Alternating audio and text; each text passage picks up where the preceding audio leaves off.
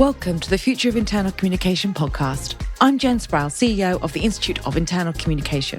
Our organisations continue to face an onslaught of challenges, and the way we work requires dramatic transformation and response. Internal communication is a crucial function that helps organisations achieve lasting change. It's also the glue that holds organisations together in hybrid and distributed working environments. This podcast explores opportunity for internal communicators in the future of work. The world is changing, and so must we. We hope you really enjoy listening. Hello, I'm Dominic Walters. Welcome to another edition of the Future of Internal Communication podcast.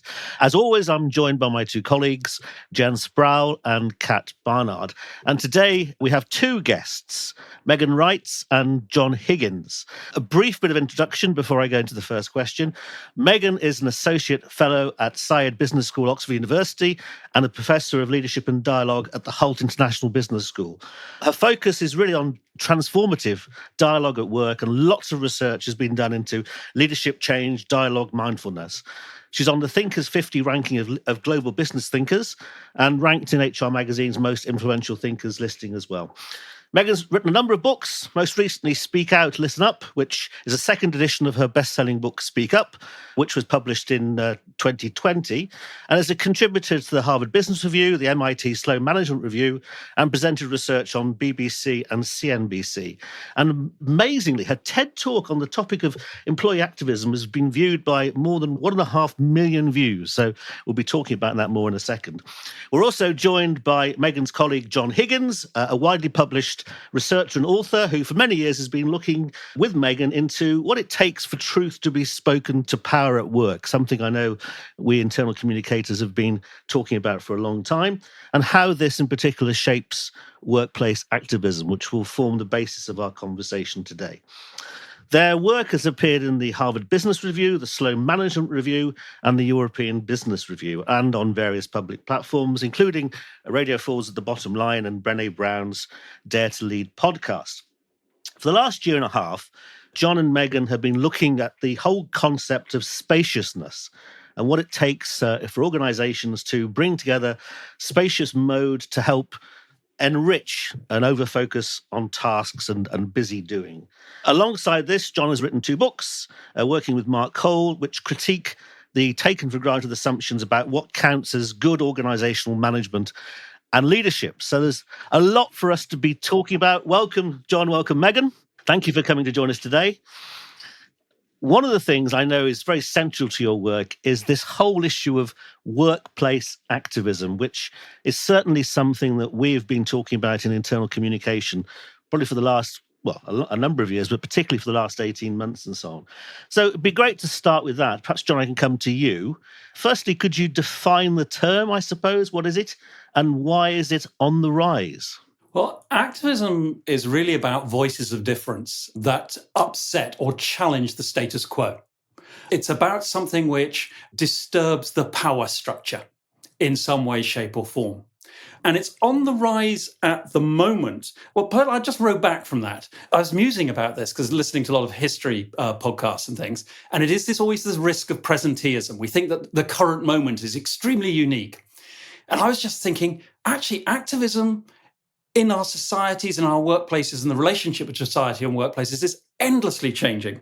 I was thinking, if you go back a few hundred years, riots was a good way of negotiating with your employer about where things are.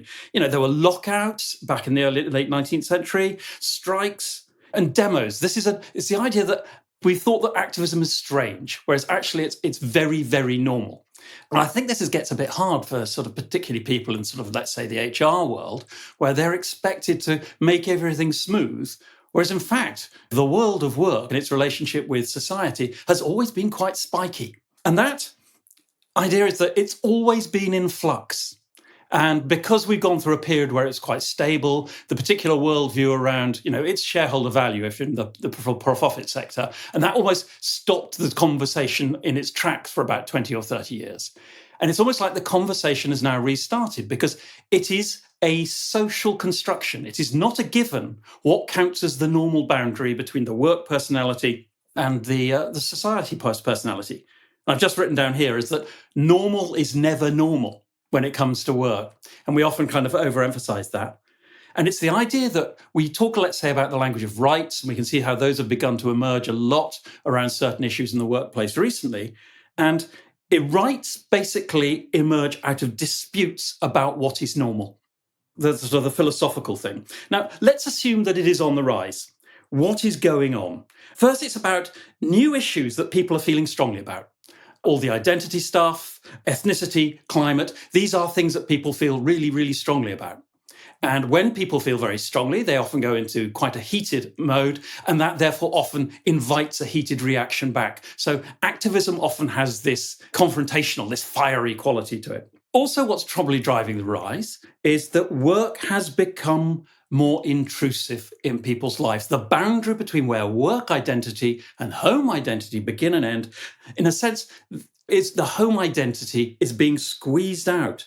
And so it was often quite easy, you'd clock off work, and then you could do your activist work. You could go on your demos. And also you didn't have to curate your personality so much.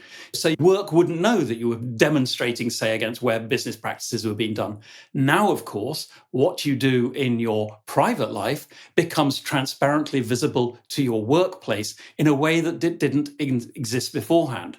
And so this whole idea that where and when does my identity begin and end? And where do my responsibilities for work begin and end? And of course, there's the last thing on that one, which is there's the ease of mobilization of opinion, our dear old social media. You can now actually find that you are not a lone voice. And whereas beforehand, maybe 20 years ago, it took quite a lot of effort to find, am I mad or do other people see the world like I do? Now you can find that actually a lot of people are exercised about this, and I can become resourced. And that, again, is part of activism. And what rises is when people move from being solitary voices to being group voices. And I'll sort of pause for breath in a bit rather than to continue. It's what makes it more of a management challenge at the moment is that we've actually been very addicted to the language of unity. This whole alignment conversation, which has often disappeared difference. And actually, we've lost the fine art of how do I actually stay with people who see the world differently to me? Because actually, I've thought that as a manager, I failed somehow if I haven't converted people to seeing the world as I do. And there's a lovely French post-structuralist philosopher. You do not want to engage with his work, but he wrote a beautiful book called Community Without Unity. And it is this notion that a lot of workplaces assume that a good community has to have unity. And in a sense, the activism stuff is saying, no, actually it's about how do you hold with that divergence of experience and life perspective. One last macro point is, of course, we're now, compared to the 90s, we're now living in a multipolar political world. This whole thing about there are no universal norms. In sense, the Pax Americana has come to an end. We now have these very different, coherent worldviews, and there are different philosophies that underpin it, operating within the same organization. So if you're doing business in India, China, Europe, Africa, and the States, you are engaging with people who understand what it means to be a human, what it means to be a good human, what it means to be a citizen, utterly differently. And again, when it was just US multinationals rolling out their norms, life was much easier. And I'll just finish actually saying I've raised before, and I'm just looking at wondering what Megan's going to connect with what I've said and not said. And that is really a loss of skill at conflict. In a sense, we don't know how to stay with it. We think it can all be smoothed out and made nice. And from an internal comms point of view, it's the idea of, you should smooth things out. It's like, actually, it's about how do you legitimize and stay with strongly felt conflict. And conflict as a source of good energy, not necessarily always bad. Megan, your thoughts on that? Well, that was pretty comprehensive, John. I mean, you've covered a lot there. I would merely add, by the way, it's lovely to be with you and talking about this. John and I can get very exercised on this topic. It's probably worth just reiterating, activism is such a controversial phrase. And so people tuning into this podcast will have ideas about what it is we're talking about. We noticed in our research, you mentioned the word activism, and most people do have a picture of somebody holding a placard. And just to emphasize what John said, we actually look at a very broad definition of activism. So people that are seeking to challenge the status quo, which inevitably means that they are challenging people in positions of power as they do that. And you might be very clearly an activist, and you might have the label of an activist proudly planted over your forehead, or you might be much more kind of undercover, small micro acts seeking to change organizational culture. We're interested in that whole range, and we're very interested in why and how people choose where in that range to be and to act.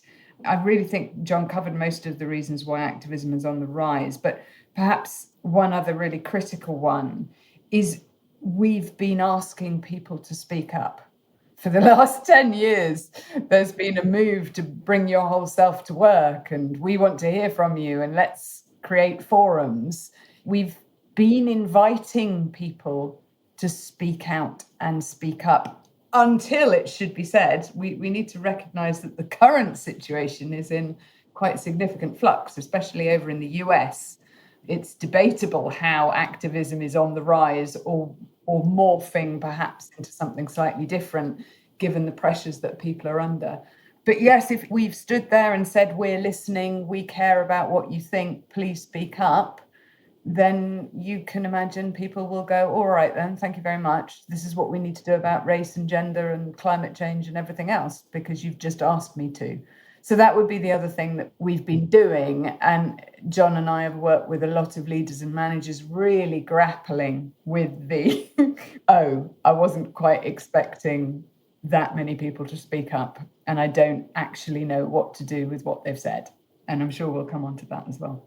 Well, one thing that definitely strikes me from what you've both just said, and it's a potential problem, I think, which is, if I understand it correctly, we've got more people willing to talk about more stuff and having more ways in which they can do it. And I think, John, you were talking about people have always protested, always kicked against their organisations. But it strikes me when they had lockouts or lock-ins or strikes and riots, it was mostly about their own situation. Not always, I know, but mostly. Whereas I think what you've both described is when people start to challenge, it's more about societal stuff or more broad stuff, which is an interesting shift. But I think also you've described a situation where we've got more people willing to say stuff, but fewer of us are able to manage conflict.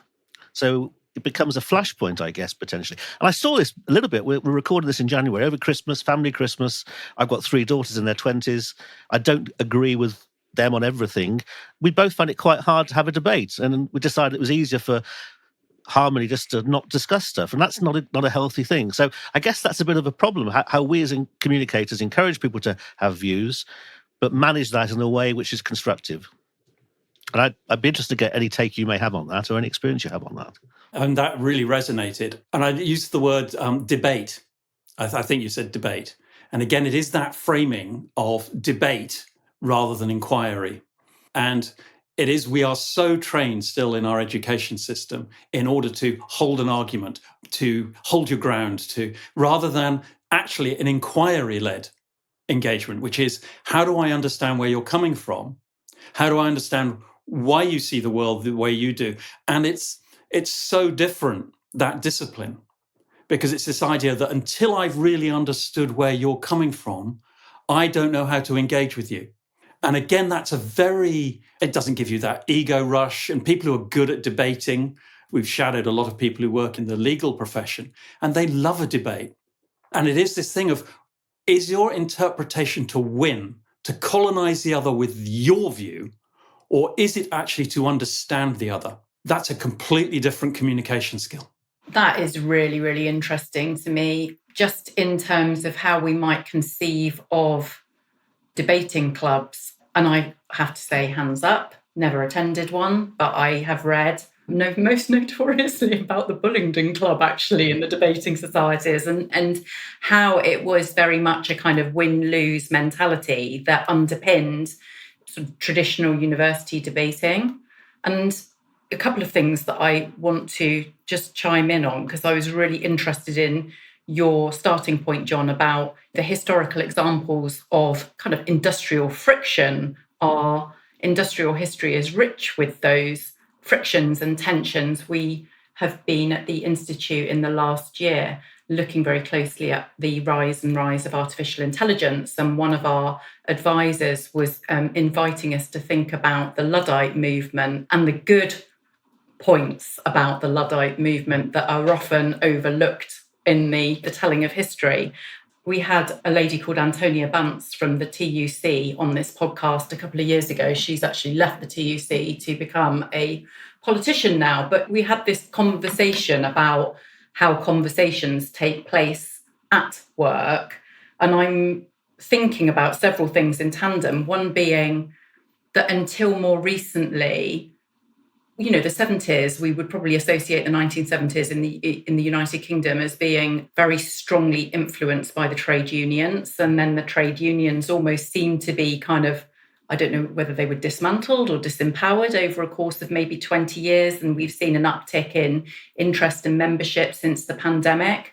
I'm really interested in the impact that smart devices have had on our ability to disagree agreeably.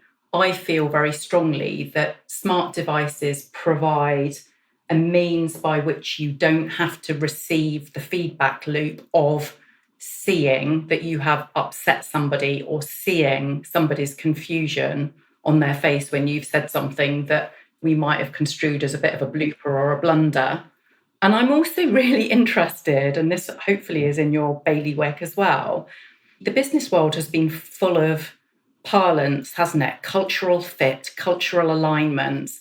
Let's foster mass homogeny and almost discourage outliers, people who might have differences of opinions or different perspectives on things. And yet, difference is where innovation and change and progress emerges, isn't it? So I know there's lots I've just splurted because you've just got me totally riffing, so I'll just be quiet for a sec. Yes, difference is absolutely required. Difference is required for us to understand what we know and what we believe, and it's also required to challenge us to think in new areas. But of course, it challenges power. So difference of opinions create upset very easily within an organization. I agree with you on the technology, on the social media, to be precise.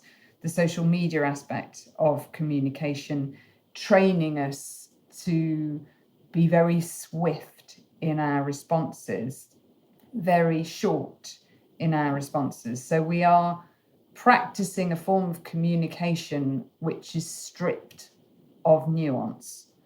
There isn't any place for nuance. There's little place for inquiry, and there's definitely no place for being clumsy in our communications. And of course, one thing John and I write about is when we're scrabbling around to try and understand somebody else's perspective and we really don't get it, we are almost certainly going to be clumsy and put our foot in it and say the wrong thing.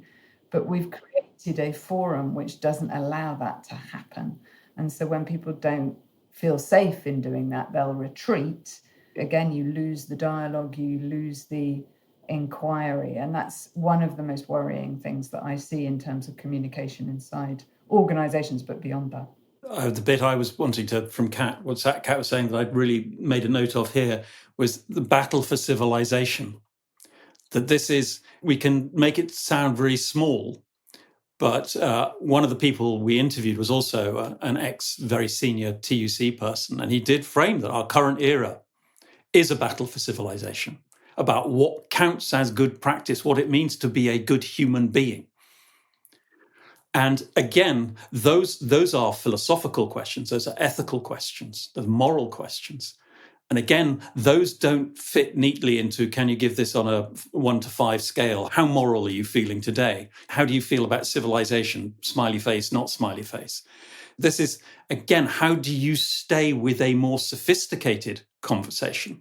Because actually people are quite capable of having a really chunky conversation about what do you mean by a phrase like fair or just. But that is avoided because people will say, what do you mean by fair? Well, that is in itself the conversation to have. And it, again, feels too abstract. or it's not practical enough. And again, this ties into our latest piece of research on to spaciousness, which is we love that doing mode. We love stuff that will track down into something we can immediately take some actions with. And what we're saying is the spacious mode actually allows us to engage with these intangible things, with these more multivariate, indefinite concepts. And the goal is, how do you integrate the doing and the spaciousness so that you can actually discuss activism so that it's not just a statement of value statements which somebody has come up with within an organization and everyone can say, we are this type of organization. Whereas actually what you need is the space for people to say, if the organization is claiming to stand for this is how I interpret it when I'm actually dealing with a customer or when I'm dealing with a colleague. And so people can then explore that the huge personal challenge it is to live ethically, for instance. On so many different levels, what I'm thinking about as I'm listening to you guys speak is that the pace of our work cultures far outstrips our effectiveness. We're constantly being exposed to opinion pieces and research and data that promises vast efficiency. I'm not entirely convinced our human brains are best suited to that pace of efficiency. But also, as you just did, when we mention things like philosophy or ethics or values or the things that actually do feed into good society and good citizenship, they're quite lofty topics that aren't succinctly parameterized. And bluntly, who's got time for that in the working day? And so that's a really interesting piece, isn't it? Because actually, I feel like on many, many levels, we are at an inflection point. We were recording a podcast yesterday and talking about the plausible reality that we're on the cusp of a paradigm shift with regards to how we go about our work. And of course, such enormous change does require deeper, I believe, more meandering conversation. But it is very countercultural because most of our business literature kind of veers towards doing things at speed. Agile is a great example of that, isn't it? So I wonder, and this is a bit of a flip, but when I read your book, which I thought was absolutely brilliant and prompted so many questions in my mind, one of the things that I had written down about the topics that you discussed was about conversational effectiveness. So how to have a productive conversation that all stakeholders, I guess, feel they have gotten what they needed out of it. I will absolutely stand open to your redefinition of what I have understood conversational effectiveness to be. But given all your research, how would you grade the state of conversational effectiveness? Because I can't help but feel sometimes that there's a lot of chatter at work, but people are talking at one another and not to or with one another, if that makes any sense. That's great, Kat. My great relief now is actually you've come back to one of the questions I sort of prepared for as well. I always like that one.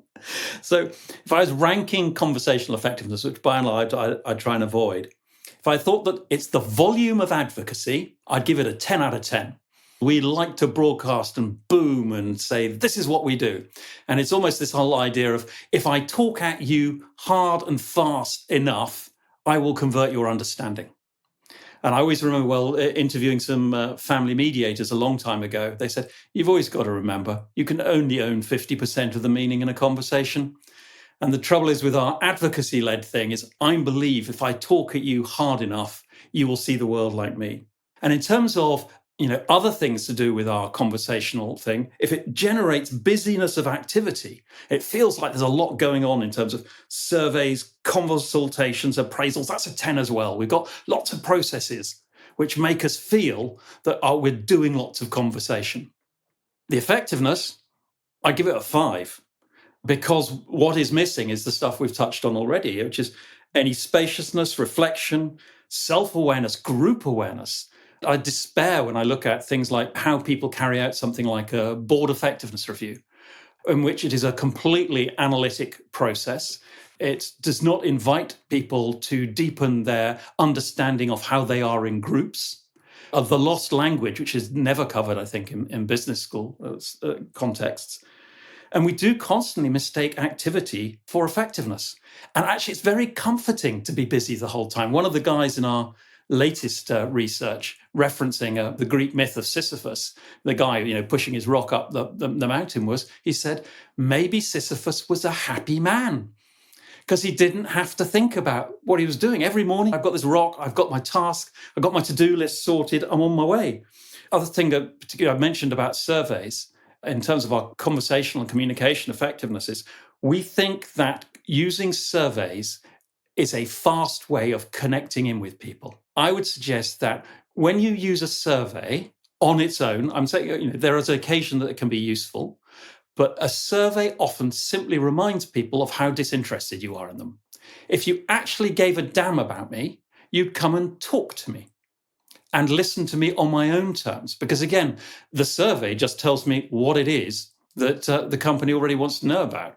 I mean, all of us, I'm assuming, have had the backside irritated off us by customer surveys by, the big supermarkets. And you're thinking, I don't care about that. What I care about is this. And you can see the concerns of the internal organization forcing the customer into it. That particular extreme, I don't know if you've read The Circle by David Eggers. And that whole thing where it's so much easier to manipulate customer satisfaction scores than it is to actually improve the customer experience. And again, it ties in with the pace thing. And I'm just going to hook, and I hope this is a tee up for Megan, because at the heart of this, the conversational experience, I think, ties in with what Megan was doing for her doctorate, which is about this shift to an excess of an I-it orientation rather than an I-thou orientation. Yeah, I'd love to hear a bit more about that, actually. I think our listeners would as well. Please share. Yeah, we were talking about nuance, weren't we, in the previous discussion just earlier. And of course, the most frustrating response to your initial question on effectiveness, it depends. What do we mean by effective for whom? Effective for when? Effective for what purpose? And one thing we do know, again, linking back to our previous conversation, is that in business, in the organizational world, generally, we have a framing that is instrumental in nature. And so we tend to look at effectiveness in terms of measuring success on actions that are taken or short-term targets that are delivered. And it may well be that we're quite effective at finding a target and delivering it, come hell or high water, in particular situations. So we might grade ourselves as quite effective on that perspective. Of course, when we look at whether we're effective at pausing, dwelling, meandering, reflecting deeply on possibilities and complex issues, giving them the space to breathe and giving ourselves really a chance to look at different possibilities, then our effectiveness score is pretty poor, I think, in many organizations. So, yeah, it does depend on what exactly we're measuring. And I would say, yeah, I know where you're coming from, John, on the 10 out of 10 for advocacy.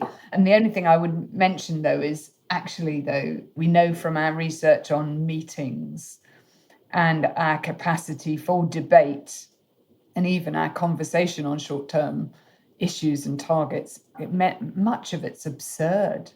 The way that we create forums for certain conversations that raise some voices, silence other voices, refuse to talk about some of the complex issues that underplay some of the targets that we're talking about. So we're doing some work on that actually at the moment, just looking at how absurd some of our conversational spaces actually are. Coming back to what John was saying, I work with Martin Buber's thinking and philosophy. I have done for about 15 years now. And he does talk about two ways of encountering the world and encountering others, both of which are necessary. We're linking also into somebody else that deeply influences and inspires us, who is Ian McGilchrist. And he comes at a similar vein. He talks about the hemispheres. But we have a way of seeing the world, which might be called I-it, or we might say that it's from the left hemisphere, that looks at the world in terms of a narrow view, a view on utility, on manipulating stuff in order to make things predictable and to control them. And that view and that way of encountering things and others is vital for survival. We get stuff done. But if that is our only mode of engaging with the world and engaging with others in conversation, then it won't take very long to strip our conversations from any kind of trust, relational meaning, and again, kind of the possibilities of it, because it becomes so instrumental. So Buber talks about our ability to turn towards the other with our full attention, to be able to see our full interdependencies and our relationships. Not all the time.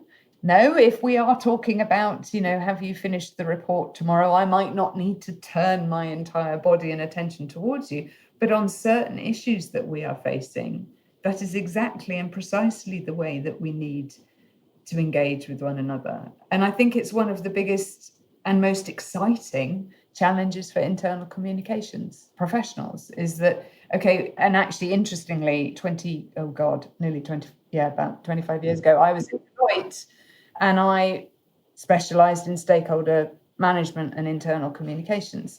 And at that time, of course, there was a lot of talk about engaging and having conversations, but of course, really, it was all about how do we tell people what the message is and persuade them. And I think internal comms has spent a lot of time with the content of what needs to be said and what is the content of a conversation. But of course, the manner in which we encounter one another underpins all of that. And that is where I think it starts to get really, really interesting and exciting. I hear listening and just so many notes and so many fascinating and a lot of head nodding going on over here as well. And I think, Megan, what you've just said is wonderful, I think, for our listeners. And I think that's where we've been sitting on this podcast for a long time, and the work that we've done at the Institute is that we're in this exciting, I think, transformation thing where we look at communication as embodied in every facet, in every way, not as a broadcast. And that is the new work, I guess, or the new opportunity for internal communications to add that transformational piece. I found all of this really fascinating. And with that, where internal communicators are now is trying to encourage, place value to their leaders about why it's important for them to listen, when perhaps that's a fearful place to be, because if I listen, do I have to do something with it?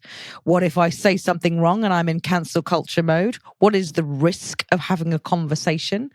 And we know as internal communicators, and the work that we've done at IOIC as well, when we've looked at trust and we've understood employee data, is that fundamentally, if you listen to me and feedback on what I'm saying so I feel understood, not agreed with or on one side or another, it transforms the way I feel about you as an organization and the work that I do there. So we're trying to encourage our leaders to become listeners and to go out on the road and to talk, because it's going to give them that. But there seems to be, I think, sometimes barriers for that, but barriers to then the post-listening action as well, because listening for no action creates sometimes more disingenuous feelings, perhaps amongst the workforce. What do you think in this time it's so hard for leaders to listen, and is there a way we could better support them or encourage them to bring this kind of conversational effectiveness to their skill set as a leader? Well, I'll kick off on that on one point, which is one of the key things that we found in our research is we can talk with leaders and managers about the importance, of course, of listening. And normally most of them will be nodding their head and going, no, absolutely. No, listening is critical to leadership. Absolutely.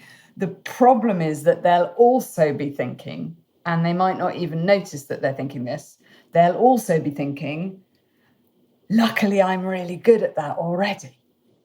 Okay, and we call this superiority illusion. We think we are better listeners than we are perceived to be by others. And that tends to be because our intention is often really good. I intend to listen. I really do, you know. But what happens is I don't actually behave and act in a way, and I'm not listening in the way that I like to think that I am. So there's a gap between the intention and the behavior.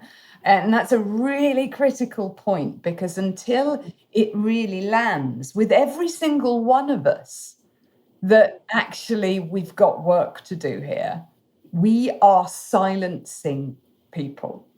Unless that lands, then we're really not going to put any effort into changing habits. Because let's face it, changing any kind of habit like listening takes a lot of work, generally speaking, and support and commitment over a period of time. So we've got to really, really feel the pull and the need to do that. The other aspect that I'll speak about, and then I'll hand over to John, is another thing that we found was called advantage blindness. And advantage blindness means that when we have the titles and the labels that convey status and authority in systems, our experience tends to be that, yeah, we can speak up. And you know what? People listen when we do. And our mistake is that we then generalize to everybody else. We kind of think to ourselves, well, yes, I can speak up. I get listened to. Therefore, in this organization, we're really good at this. So we don't really need to change anything. So we have one thing in terms of why it's so hard for leaders to listen is that the intention might be there, but underlying that tend to be a lot of beliefs that temper the urgency and the need to actually do anything different. Megan, can I just interrupt for a second? Sorry, but I've experienced what you just said so many times with groups of leaders. I would love to know, how do you break that superiority illusion? What can you do to show people that they're not as good as they think they are at listening? It's a really good question. And I think I've been trying to practice this for about 10 years now. And what I would say is that a lot of it is in how you're meeting people. In other words, I really try and make it a collective issue. It's not just a kind of me putting people into positions of defensiveness. It's like, look at what we do. This is what happens, okay? I use a fair bit of humor with a twinkle in my eye, so I get people to also kind of recognize it and laugh about it. And then I use hard data. We've surveyed over 20,000 employees globally now. I nearly always survey a group of managers and leaders before I work with them. And this is where surveys can be incredibly useful, is that it is inevitably resoundingly clear when I show them the data that we collect that they're in this trap. It is in fact laughable. They look at the data and they just dissolve into laughter and they kind of go, oh my God. And then they're interested and then they want to work on it because they haven't gone into that place of having to defend themselves at all. It is a really important question because, it's a question about listening. How do you enable people to listen and meet them where they're at?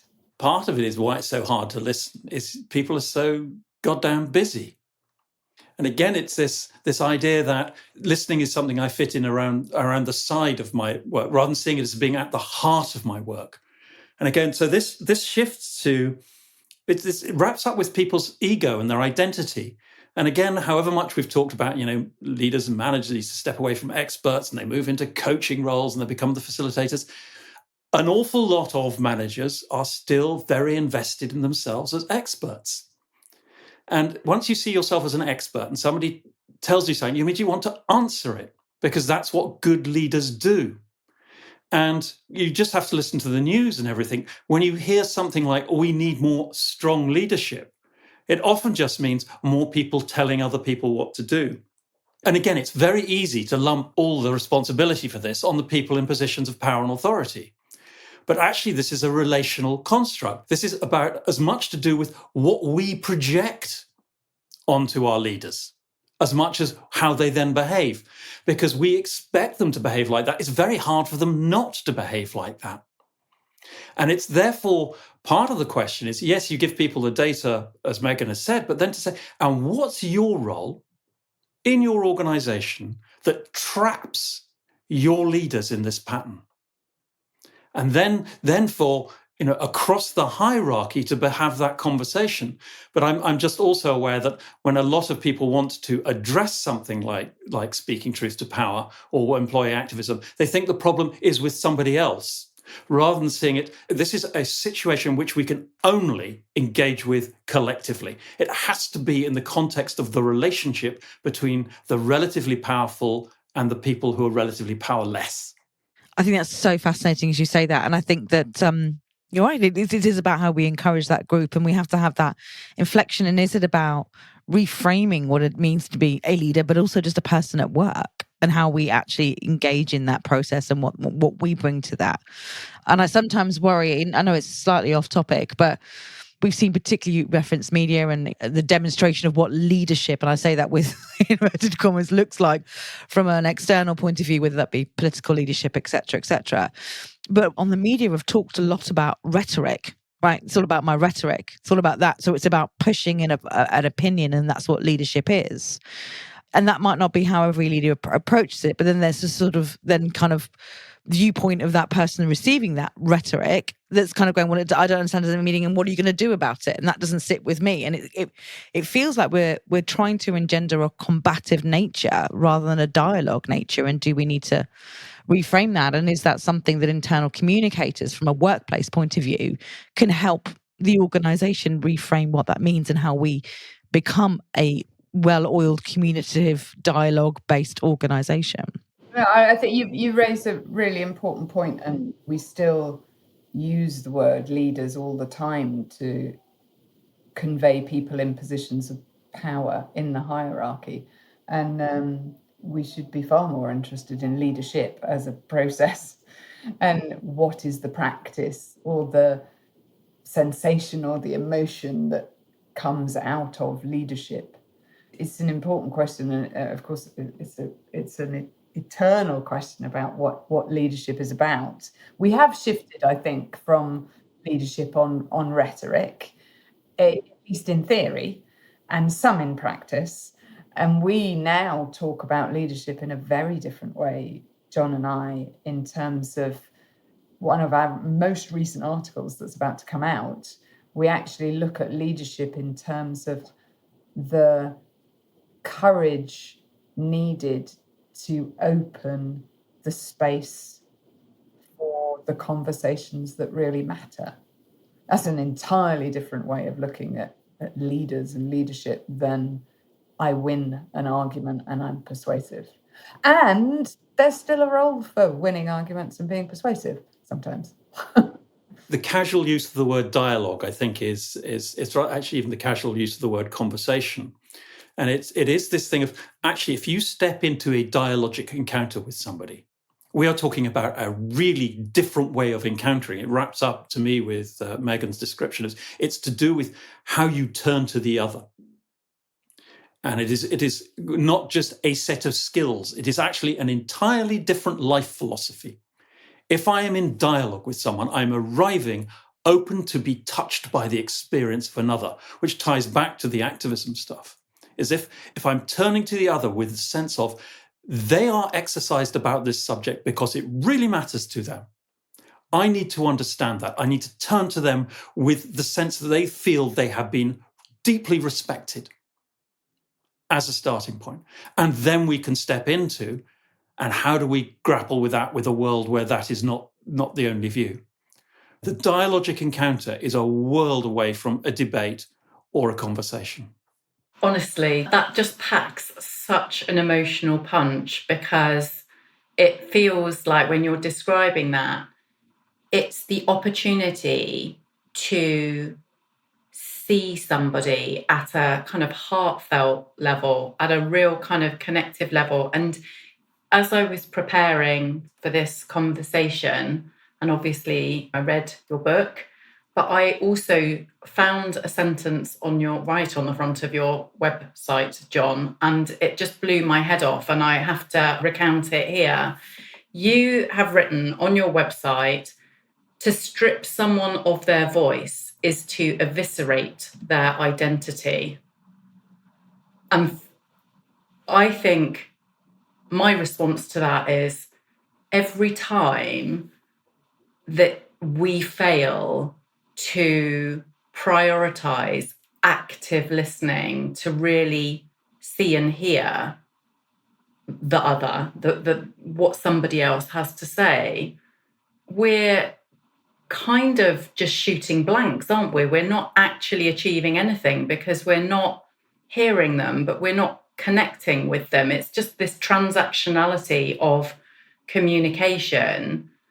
I'm not sure how far that gets us. Yes, we might pass bits and bytes of information to one another, but where do we actually stand in our relationship with one another? And I'm really interested in this piece around how we listen and then what that means for, because it's something that gets talked about an awful lot, and I'm sure you guys will have lots to say on it, employee or colleague voice. The work of Engage for Success showcased the 4 enablers of engagement, one of which was voice. And I'd just like to hear your thoughts on that. Why is colleague voice so integral to, I guess, business success and long-term sustainability? It is the experience of feeling seen and feeling heard. And when you feel seen and heard, then you feel you belong and you can be part of something. And once you strip people of that experience of being seen and heard, you're disappearing them. Again, you're turning them into a thing. You're actually even less, they're turning them into a ghost. It is when the transactional approach to life becomes an overplayed strength. And I would go into that if we talk about collective intelligence, and again, we tend to focus on individual intelligence and equipping individuals, but the collective intelligence is a much more interesting thing. All my research with Megan is a completely collaborative experience. I mean, often when we finished a book or something, you cannot tell who wrote which sentence. And certainly I experience that when I look at a paper that we've written together, I am acutely aware that that is better than anything I could write on my own. And that is such an ego shift from where I was, let's say, in my 20s and 30s. And the other thing is that when people have a voice and they speak with emotion and feeling, there is energy. And it might be viewed as negative or constructive, but when there's energy in a conversational system, when there's energy in a workplace, there's something to work with. It's when you have an organization or any grouping where there is no energy, the collective energy's gone, then what have you got to engage with? At one level, it looks great, we can manipulate, but it's inert. And I've got going through my head, I'm going to risk it, but this is a definition that Megan gave me recently from the work of Ian McGilchrist. He says that the opposite of life is not death, it is the machine. And it's when we have just got the machine mentality that everything's smooth, then there's no energy. And it's the conversations that bring life into organizations. What a powerful thing to say when 10 days ago, one of our Silicon Valley revered technocrats announced the imminence of artificial general intelligence in the summer of this year. I think you have just hit on such a powerful theme of humanity. I'm not going to, but I feel like we could have an entire series of podcasts just on these topics because they're so needed. So, building on what you've just said, well, I am going to ask the question about how being in a tech-centric workplace can hamper or inhibit speaking up. I think you've answered a lot of this. You said it takes away that energy. You've both been talking about it takes away the relationship. It inhibits nuance. It gives people the illusion they've had their say, perhaps, when really they haven't, and it hasn't landed, and they're bound to be disappointed that no one's taken notice of it. I mean, pick up a number of things, but as we sort of come into line with the conversation, what do you see as some of the big dangers that our very tech-centric workplace has in stopping people from speaking up? I will talk about the dangers, but I'll also talk about the opportunities, because I don't see technology as an inhibitor. It can be, but I've experienced situations where it's helped hugely people voice something that they never could have voiced previously. So, in fact, in the book, Speak Out, Listen Up, we have a whole chapter on tech. And in that, we really explore that it's not just, is it tech or is it face-to-face, for example? It has to be around what's your intention of using particular forms of technology. Where are you coming from? Why are you doing what you're doing? We had an article in HBR specifically on AI last year. And to give an example, let's make it practical. So say you're using an AI assistant and it's telling you something like the percentage of voice that's gone on in that meeting. Now, if I'm a manager, I can use that data in a number of different ways. I can use it to kind of be quite pleased that I'm speaking a lot and first.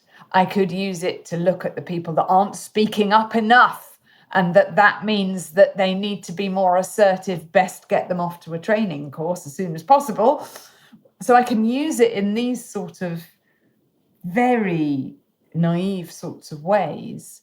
Or I can look at it and go, oh, hang on a second. What can I learn from this data that might help me create meetings that are more effective, to use that word previously? How might I be silencing others? So AI brings with it the potential as well to give feedback that many people are very wary of giving people in positions of power. Like, for example, by the way, you're speaking too much. Do you realize you've interrupted the same people numerous times? Have you spotted how much of your time in this meeting has been advocacy versus inquiry? I mean, some of this data is just gold dust in terms of feedback that people perhaps, don't get that often. But of course, it depends on how we use that and how we approach it. It's similarly, if there's one question that I get asked again and again, it's sort of which is better, virtual or face-to-face? Although most often people go, tell us about the troubles of virtual communication. And again, it's really not that simple. In our research, we've witnessed virtual meetings that are the epitome of I-thou encounter. Real relational moments of meeting that were only made possible because there was a virtual forum to have them. Similarly, we've all been in numerous face-to-face meetings, I'm sure, that are utterly dysfunctional, and vice versa. The technology is there in a way that may really enable. The problem is, the irony is, that it will only enable if we pause long enough to have a conversation about how we're using the damn thing in the first place. And of course, we're so fearful of being behind the pack in terms of integrating AI that we're rushing to do it without considering the impact that it will have on the way that we communicate and making some real choices and learning and experimenting as we go. That's the thing that we need to really have our eye on. I'd just like to leap in there for a second, which is, and having Megan been really practical, I'm now going to be thoroughly impractical. There was a gorgeous phrase that was developed in the 1960s that said, there is no such thing as technology. There is only sociotech. And the point of saying that is actually that it has no meaning outside of the social context in which it's used. And it fits with this idea of so often technology will simply amplify existing power relations, existing patterns of communication. And it is this question of you can't hand it over to the technology. You have to look at how are we talking about the technology? Who's talking about it? How are we thinking about using it? What's the social process within which the technology is being deployed? Because if we leave the social process the same, by and large, the technology will deliver just more of that. That's very gratifying, I think, to hear, because at IOIC as well, we've been working on sort of an AI ethics charter, if you like, or trying to give some principles for that. And one of the things that we've been really talking about in our task force is we need to give space for conversation of how good adoption looks like, as opposed to that side of things. So that, I think that's a really important point. And I love everything you've just said. And I think that one of the things I was just going to really resonate with me as well is this energy. If I think about my life or my days or how I feel and how my moods and how things shift and how I'm feeling about an idea or where I'm going, is that conversation is so energizing. It's so in the right way when you feel it's done in that kind of condition. And is where the good stuff happens, and it does take pause and reflection and time and all those Miranda-ing qualities. And as we've talked about as well, we referenced the employee voice and all those things, and leadership and all is really, really important.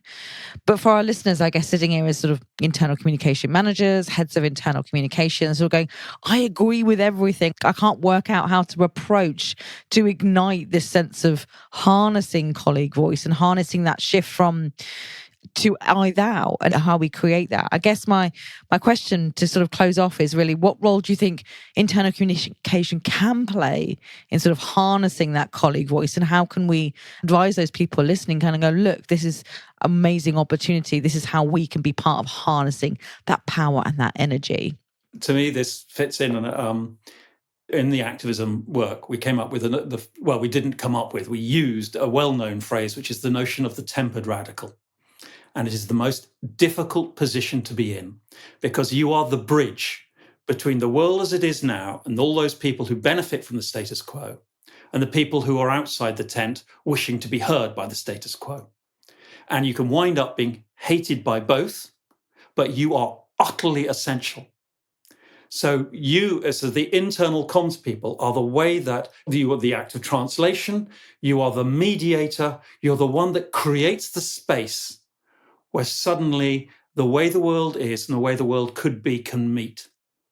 And it's a political act, and you've really got to play the politics well. We were one of the things in our general research about speaking truth to power is organizations are political entities. As soon as you say, oh, we're going to disappear the politics, you say, without politics, there is no room for conversations to happen, because that's where you allow different agendas to emerge, or different priorities, different personal strengths to happen.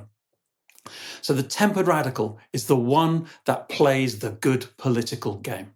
Yeah, I would reiterate that. I think isn't it fascinating to think of internal communications as an activist role? And some people listening to this will go, what the hell? And they'll have shudders down their spine and go, no, thank you, I'm not doing that. And then others will be rubbing their hands together in glee going, this sounds much more exciting. But of course, to suggest if part of internal communications is about creating the space for conversations that matter inside a system, as John says, that is a political act. That will mean that stuff gets said that will disrupt. And so that would then, down the more pragmatic route, that means, okay, how do people in those roles look after themselves? Because another part of our research in activism was how important it is for an activist not to do this work alone, or it is impossible to do it alone. So that leads you on to some advice, which would be you do have to really focus on yourself a bit in order to do this work well. I mean, that's true of everybody in every role pretty much, but particularly in this sort of case, that means it's really good if you have a group of you. You have people that are supportive and people that can challenge you in a really productive way. You have people that can create the space almost by force for you to reflect on how you're doing and what you're doing and why you're doing what you're doing. So that's an absolutely fundamental aspect for internal communicators, because I would say that it's a field that is co-opted into the instrumental framing of our workplace so quickly and easily. Without us even noticing, we can be on a path that just creates more of the same. So unless you as internal communicators can have the capacity to just step out of that, look around with people that can create new ideas and possibilities, then you're restricting your role and you're restricting the possibilities of voice inside your organisation. Megan, John, I don't know, Dom, Kat, if you want to come in, there's so much you've said. I know we've been a super long podcast, but I think that there was just so much to cover. But I think that that's a wonderful place to end it as well, because I think as an internal communicator listening in, there might be that sort of a tempered radical might give that kind of, immediate, oof, that's challenging. But through all of this conversation that we've had today, it just, for me, it puts opportunity for the people that we represent, for the internal communication profession, to help go through this journey. So I think that's been fascinating, and there is so much to take away. Kat, I don't know if you wanted to close off. I could spend hours, but I think our listeners would probably not want or appreciate hour-long podcasts, even though I know that they are a thing somewhere out there in the internet world. But what I will say is I would be incredibly grateful if you guys would come back at some point later in the year to talk about your new research and this topic of spaciousness. We would absolutely love to hear about that. So if you would say yes, you'd make me very happy. Yes. Yay! Well, thank you so much. It's been amazing. Really, really, really enriching conversation.